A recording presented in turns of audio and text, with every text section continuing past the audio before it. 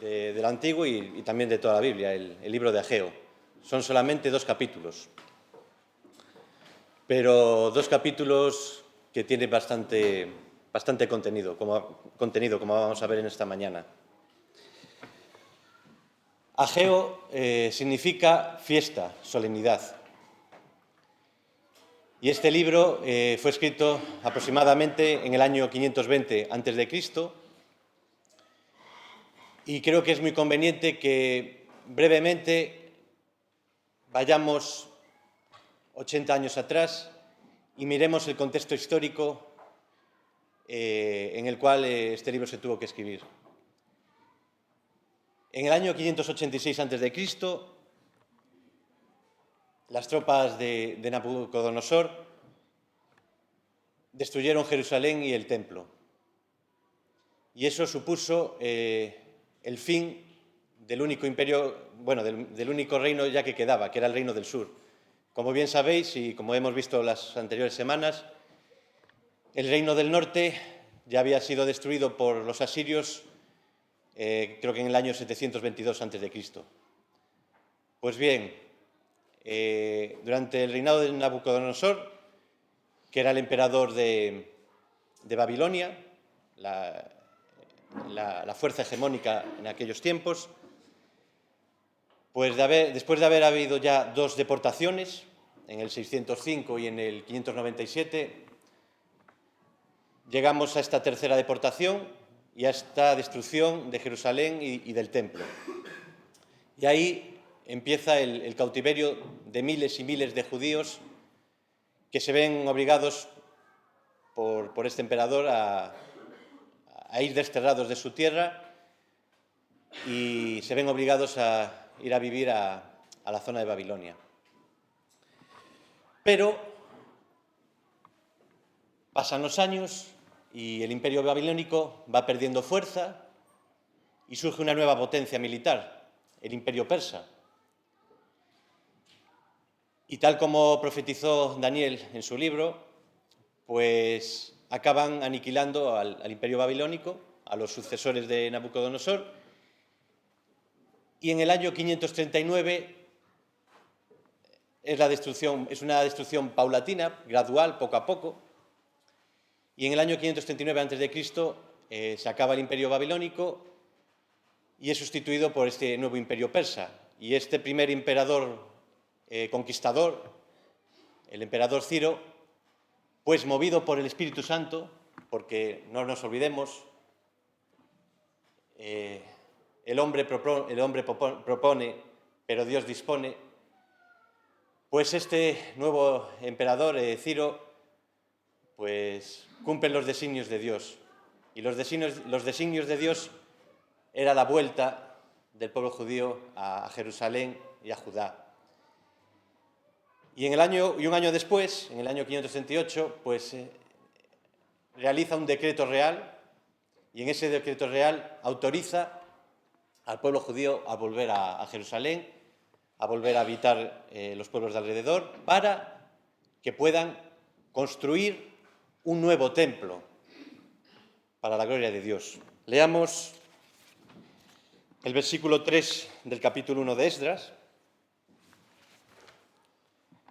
Y allí Ciro, emperador persa, les autoriza a lo siguiente: quien haya entre vosotros de su pueblo, sea Dios con él, y suba a Jerusalén, que está en Judá, y edifique la casa a Jehová, Dios de Israel, la cual está en Jerusalén. Y seguimos avanzando en el libro de Esdras, que está muy relacionado con Ageo, con el libro que toca en esta mañana, y vemos que en el capítulo 3 miles de judíos cumplen los designios de Dios a través de Ciro y aproximadamente 50.000 entre judíos y esclavos vuelven a su tierra para construir y reedificar Jerusalén, para construir el segundo templo y empezar a habitar Jerusalén. Pero, a pesar de que empiezan a construir el segundo templo con gran alegría, enseguida surgen los problemas. Y en el capítulo 4 se nos relata que se paraliza esa construcción del segundo templo y se nos dice el porqué. Y el porqué también os invito a leerlo conmigo en el capítulo 4 de Esdras, versículos 4 y 5. Empiezan a construir, pero en poco tiempo pasa lo siguiente. Pero el pueblo de la tierra intimidó al pueblo de Judá y lo atemorizó para que no edificara. Sobornaron además a los consejeros para frustrar sus propósitos. Todo el tiempo de Ciro, rey de Persia, hasta el reinado de Darío, rey de Persia. Qué pena, ¿verdad? De 15 a 20 años que la construcción del segundo templo queda paralizada. Y es entonces cuando entran en escena dos profetas, Ageo y Zacarías. La próxima semana tocará hablar sobre Zacarías y hoy nos toca Ageo. ¿Y qué hacen estos dos profetas? Pues leamos Esdras 5, versículos 1 al 2. Profetizaron Ageo y Zacarías, hijo de Ido, ambos profetas, a los judíos que estaban en Judá y Jerusalén, en el nombre de Dios de Israel, quien estaba con ellos. Dios estaba con ellos. Entonces se levantaron Zorobabel, hijo de Salatiel, que era el líder político de los retornados de Judá, y Jesuá o Josué, hijo de Josadac, que era el líder religioso, y comenzaron la reedificación de la casa de Dios que estaba en Jerusalén. Y junto a ellos estaban los profetas de Dios que los ayudaban. Qué bonito, ¿verdad? 15 años de paralización, o 18, o 20, no lo sé. Pero el pueblo obedece las palabras de Dios a través de Ageo y Zacarías, y juntos, trabajando con sus manos, desde el primero hasta el último, continúan la construcción del segundo templo. Entramos en materia. Es interesante saber que el libro de Ageo podría ser un añadido, es decir, cuando estudiemos el libro de Ageo, debemos también estar mirando los capítulos 5 y 6 de Esdras, porque lo que se habla en este libro que vamos a ver esta mañana, digamos que es una ampliación de los capítulos 5 y 6 de Esdras. Y este libro tiene 4 mensajes relacionados con la construcción del segundo templo. Y estos 4 mensajes proféticos de Dios a través de Ageo se realizan durante solamente 4 meses. Desde el primero al cuarto mensaje transcurren solamente 4 meses. Y los 3 primeros tienen una pauta común. Esa pauta común es la siguiente. El pueblo deja de trabajar, de construir el templo de Dios y pone una excusa. Pero el Señor, como conoce nuestros corazones, les dice realmente el motivo por el que paralizan la obra. Y no solo les dice el motivo real de sus corazones, sino que les da la solución para continuar con la construcción del segundo templo. Y en algunos casos también vamos a ver visión profética que Dios les revela a Ageo. Esa es la pauta, sobre todo, de los 3 primeros mensajes proféticos. Empecemos entonces con el primero. Y el primer mensaje incluye todo el capítulo 1. Y os invito a leer los primeros 2 versículos de este capítulo 1. En el primer día del mes sexto, del segundo año del rey Darío, vino por medio del profeta Ageo la palabra de Jehová para Zorobabel, hijo de Salatiel, gobernador de Judá, y para Josué, hijo de Josadac, sumo sacerdote, diciendo: Así ha dicho Jehová de los ejércitos. Este pueblo dice que aún no ha llegado el tiempo en que sea reedificada la casa de Jehová. La excusa que habían dado para tener paralizados de 15 a 20 años la obra del segundo templo era simplemente que no era el tiempo de Dios para realizar la obra. Es decir, Señor, lo hemos visto anteriormente, empezaron a construir y tuvieron adversidades de todo tipo, como leímos en el capítulo 4 de Esdras. Señor, creemos que nos hemos equivocado. A lo mejor no era el momento de construir el segundo templo, porque desde que hemos llegado del cautiverio, las cosas se nos han puesto complicadas. Y esto es una excusa tonta, una excusa que al Señor, lógicamente, no le convenció. Y esto también lo podemos hacer muchas veces cada uno de nosotros. Señor, creo que no es el momento para que me comprometa más contigo, porque veo que la mayoría de la gente que está a mi alrededor vive bastante de espaldas a ti. Necesito, Señor, ver un avivamiento espiritual. Es muy fácil poner excusas a Dios.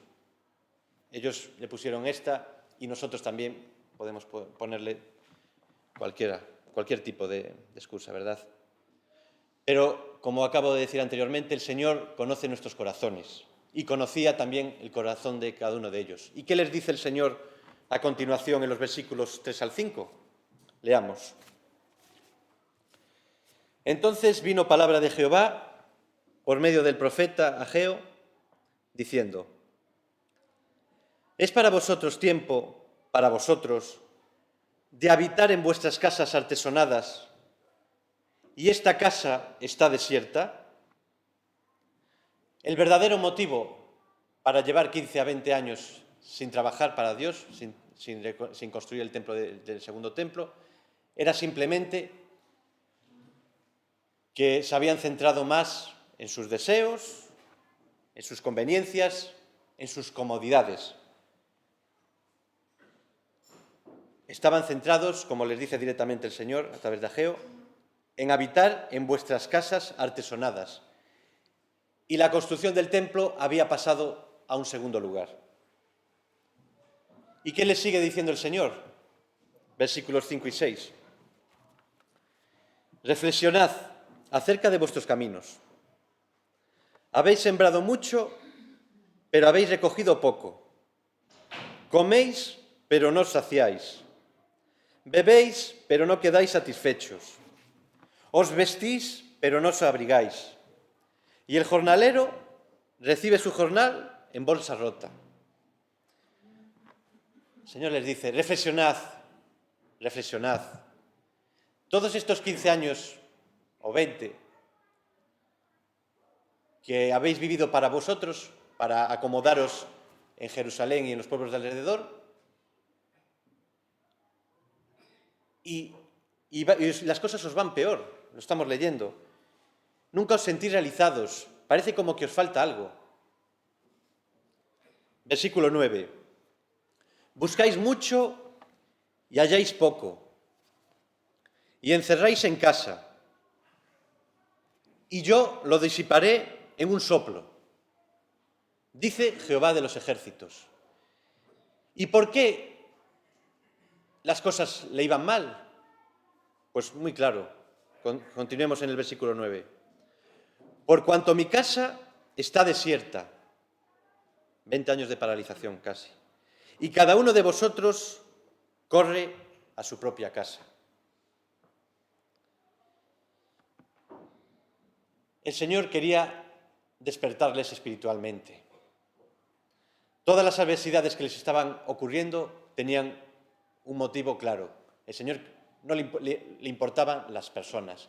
Y el Señor veían que estaban dormidos espiritualmente, que estaban centrados más en sus comodidades, en sus asuntos. Y el Señor tiene que intervenir, y interviene poniéndole las cosas difíciles. Como dice Proverbios 3:12, porque el Señor disciplina al que ama, como un papá al hijo que quiere. Y el Señor también nos da una solución, como se la dio a ellos. ¿Y qué solución le dio al pueblo que estaba allí en Judá? Subid al monte y traed madera, reedificad la casa y pondré en ella mi voluntad y seré glorificado, ha dicho Jehová. volver a trabajar, volver a construir el templo. Y es posible que podamos llevar meses, años o incluso décadas adormecidos espiritualmente, acomodados. Es posible. Ellos llevaban de 15 a 20 años. ¿Te estás obsesionando con tus problemas laborales? ¿Te estás obsesionando con los estudios, con las pocas salidas laborales que hay al acabar de estudiar? ¿Te estás obsesionando con tener novia o novio cuanto antes, con poder casarte cuanto antes? ¿Te estás obsesionando con problemas en la familia, con amigos, en la iglesia? ¿Te estás obsesionando con problemas en tu salud o en la salud de tus seres queridos? ¿Te estás obsesionando con la soledad? ¿Te estás obsesionando con la muerte? Esto es normal, que nos preocupen estas cosas, porque tenemos sentimientos, tenemos emociones, si no seríamos robots. Es normal que nos preocupen estas cosas.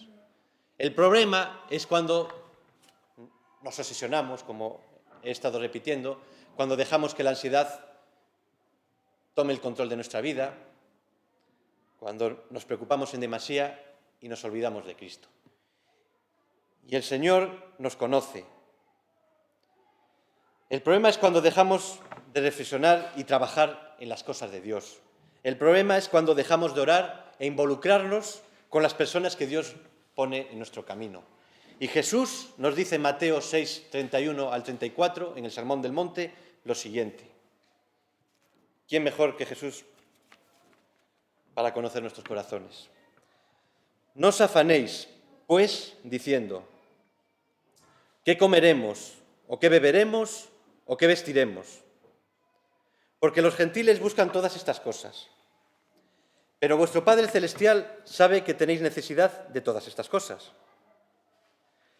Mas buscad primeramente el reino de Dios y su justicia, y todas estas cosas os serán añadidas. ¿Y qué es el reino de Dios y su justicia? ¿Qué es el reino de Dios y su justicia?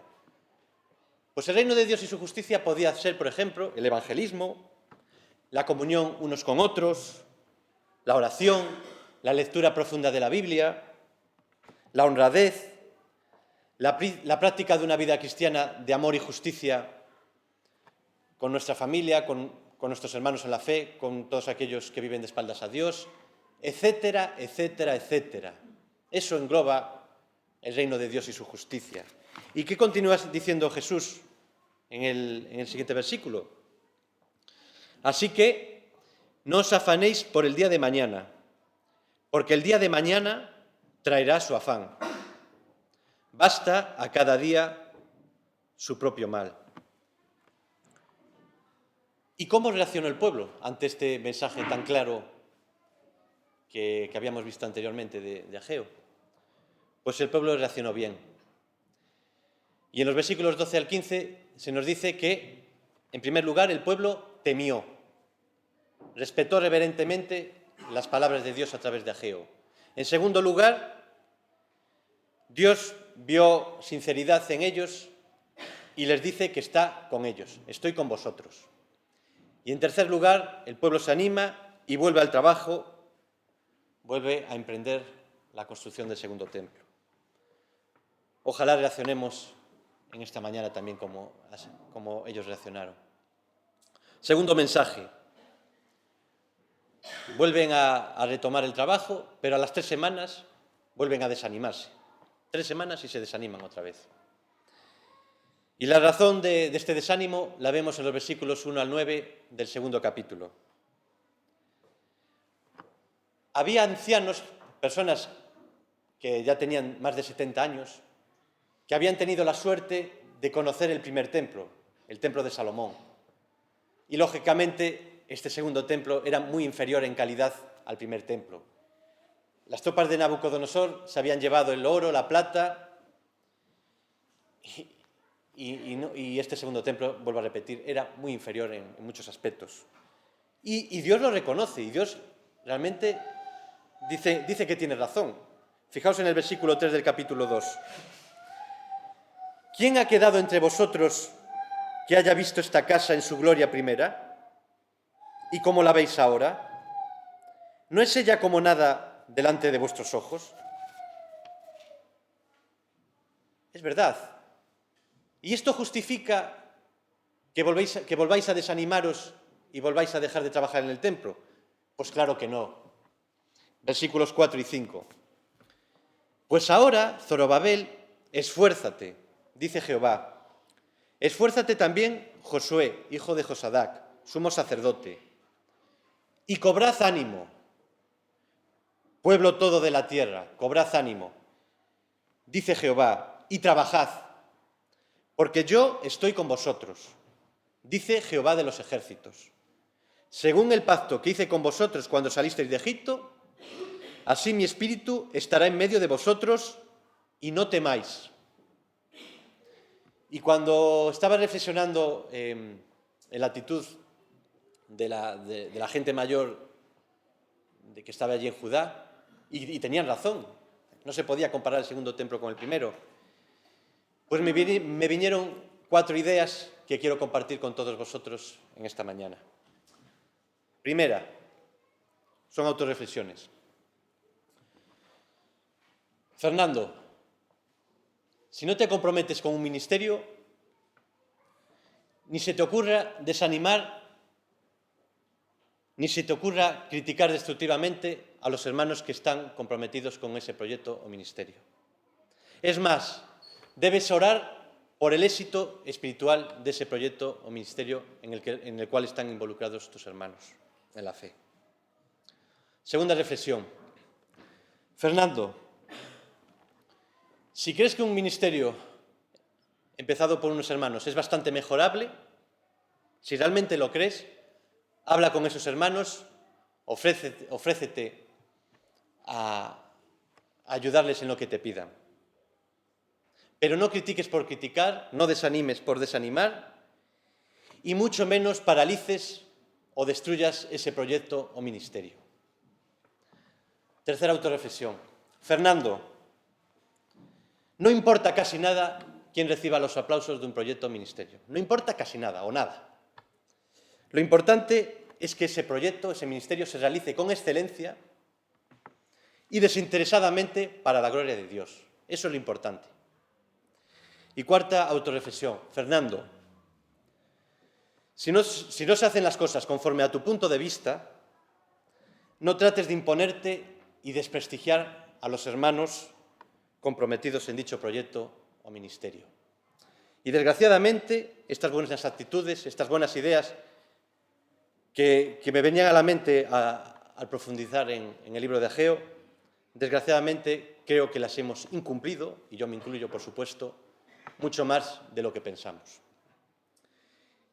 Y una última reflexión para nosotros, para nuestra congregación.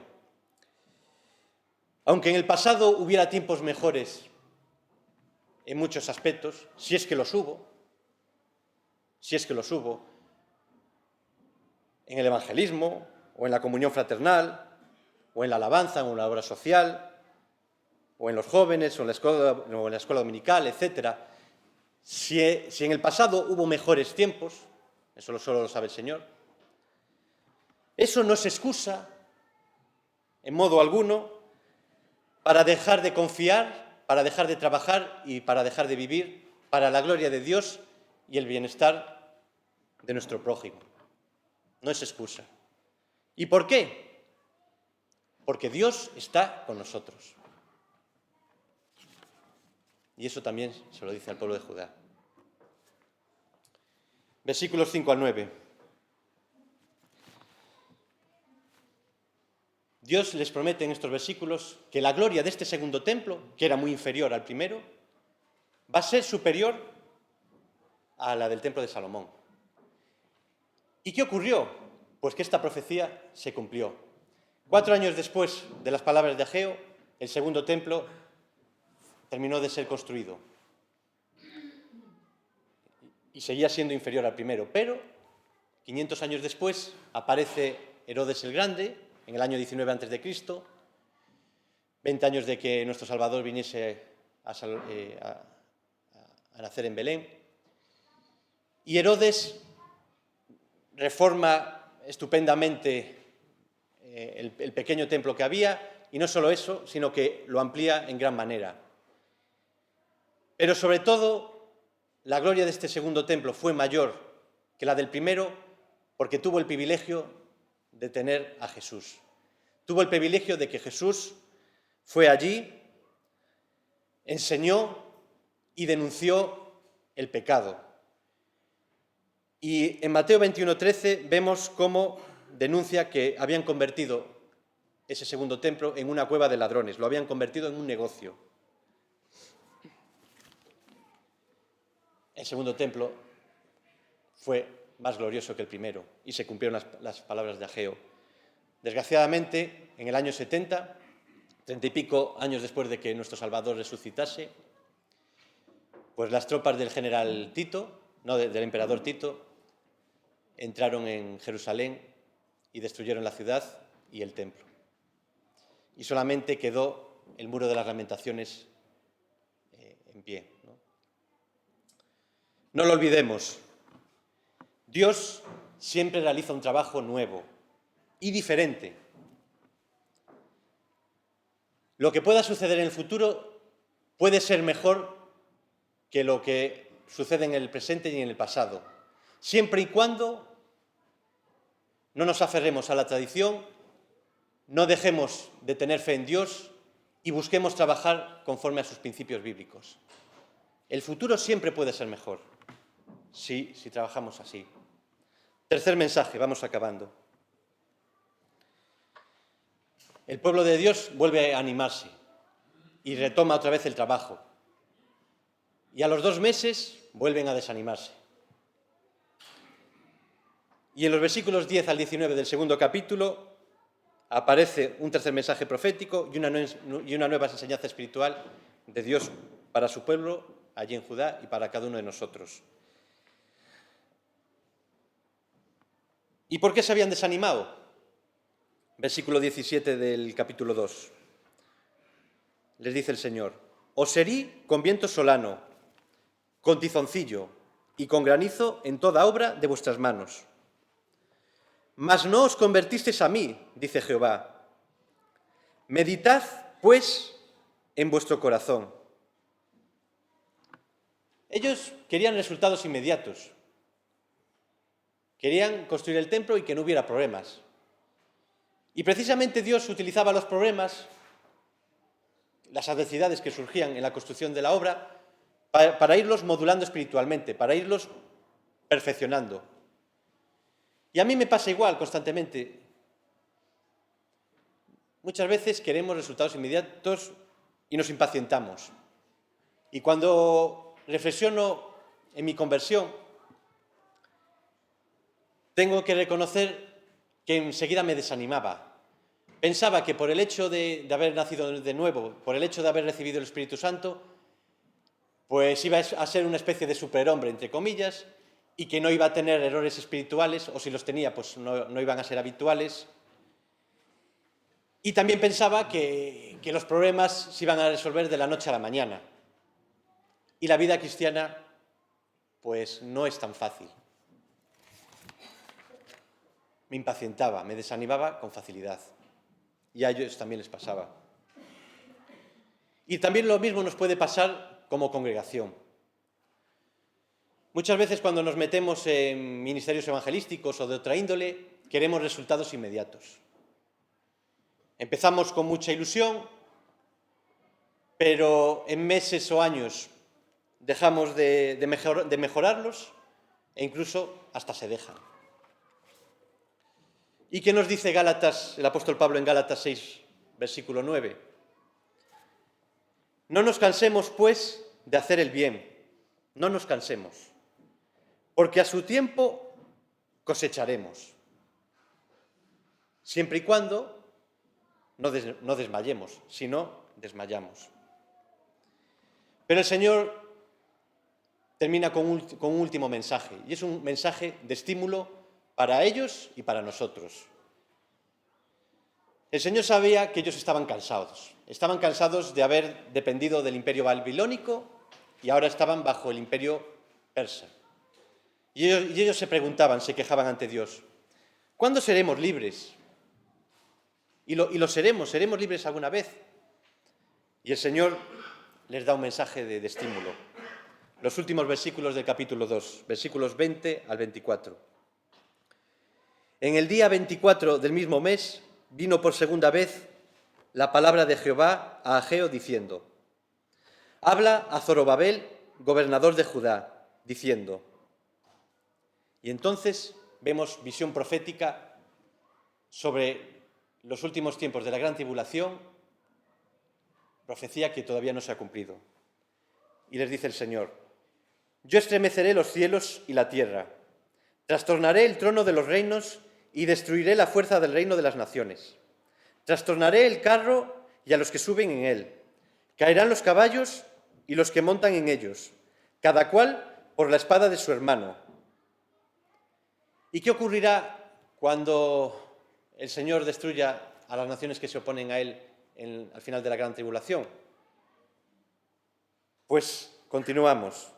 En aquel día, dice Jehová de los ejércitos, te tomaré a ti, oh Zorobabel, hijo de Salatiel, siervo mío.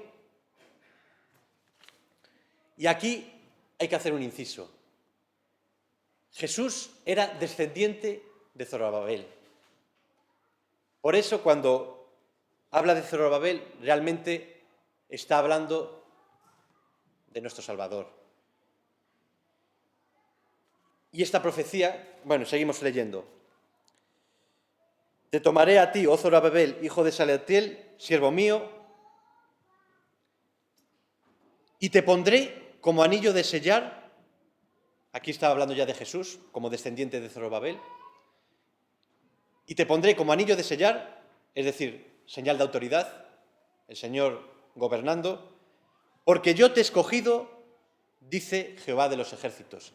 Y esto también se cumplirá en el milenio, cuando el Señor venga en su gloria, haga el juicio de las naciones y comience el milenio. El descendiente real de Zorobabel, que es Jesús, cumplirá esta profecía. Y esa es la esperanza que tenemos.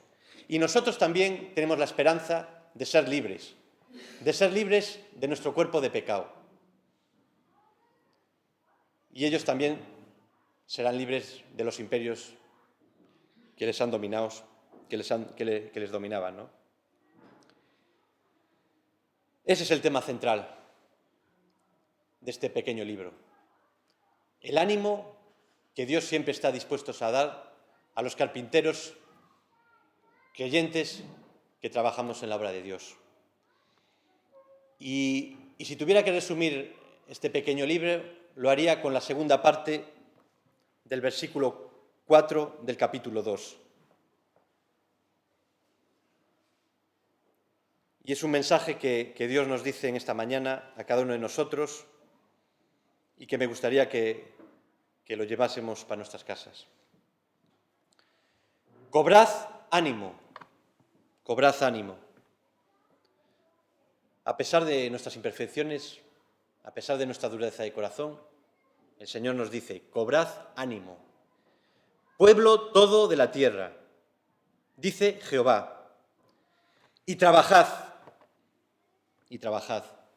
porque yo estoy con vosotros. Oremos.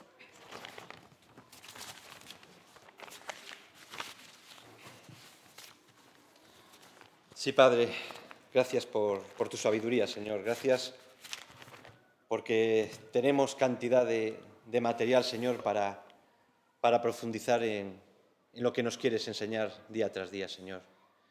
Gracias por la riqueza de tu palabra, Señor. Gracias, Señor, por este pequeño libro que tiene un mensaje tan claro y tan práctico para nuestras vidas, Señor.